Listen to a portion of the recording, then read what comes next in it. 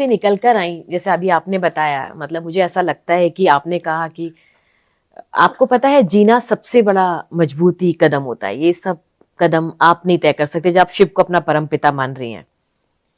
उन 22 दिनों से जब निकल कर आई, आपने अपनी माता जी का वीडियो देखा था जिसमें सब आप पे आरोप लगा रहे थे और आपको इतना नहीं फर्क पड़ेगा, आप उस इलाके में थी, उस ऊर्जा में थी, और आपकी माँ इतना दूर बैठकर कहीं पर पहाड़ों में बोल रही थी मेरी बेटी जो कर रही है मुझे उस पर गर्व है। उसके बावजूद भी आपने ऐसा सोचा कि खत्म कर दिया जाए? हाँ, क्योंकि मुझे कहीं ना कहीं लग रहा था कि मैं अपने परिवार की परेशानी की वजह बन। कोई भी माता पिता कभी बच्चे को ये नहीं बोलते कि तू मर जा, कभी नहीं बोलते। बच्चा कितना भी नालायक हो, कितना भी बेकार हो, कितना भी बुरा हो, दुनिया का सबसे बुरा बच्चा भी होगा ना, तब भी उसके माता पिता हमेशा उसको बचाने की सोचेंगे। लेकिन मेरी वजह से मेरे परिवार को तकलीफ ना मिले, ये मेरी जिम्मेदारी है।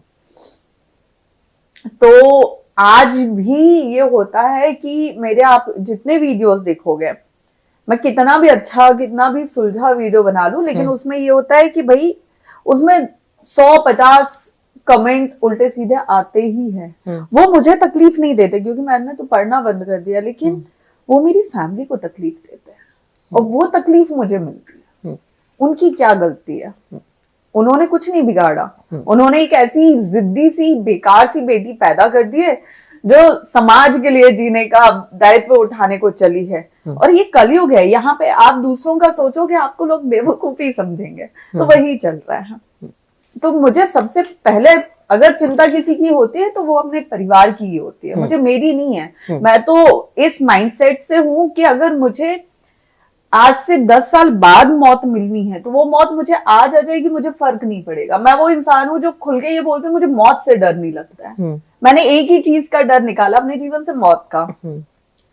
अब जिस इंसान ने मौत का अगर डर निकाल दिया है तो उसको दूसरा कौन सा आप डर दोगे? कोई डर आप मुझे जैसे आजकल हम बच्चों का, युवाओं का देखते हैं कि ब्लैकमेल करके ये कर दिया वो कर दिया, तब मैं ये समझाती हूँ कि अगर कोई आपको धमकी दे रहा है कि ऐसा करो वरना हम ये वायरल कर देंगे, ऐसे ब्लैक, खुल के बोलो, कर दो।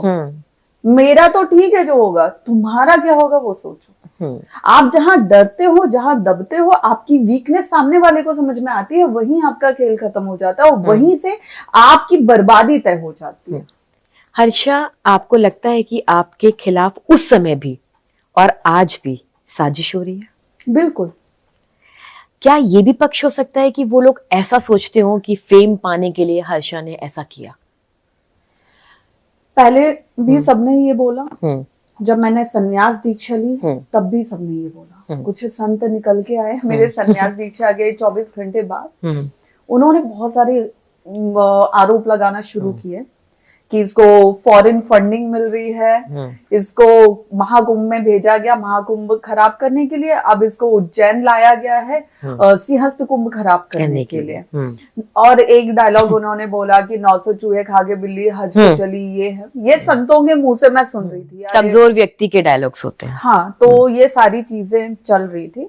मैंने पहले उस पर कोई रिएक्शन नहीं दिया क्योंकि मैं जिस जगह पे, जिस दिशा में चल रही हूँ, मेरे पास इतना टाइम नहीं है कि हर चलते फिरते सबका जवाब दूं मैं। भाई आपको जो सही लग रहा है आप सोचिए। स्वतंत्र देश के स्वतंत्र नागरिक हैं। वैसे भी इतने इल्जाम मुझ पे लगाए हैं, मैंने क्या किया? बोलो ना। क्योंकि मुझे पता है मेरी सच्चाई क्या है, मेरे गुरुजी को पता है मेरी सच्चाई क्या है और मेरे परिवार को पता है। महादेव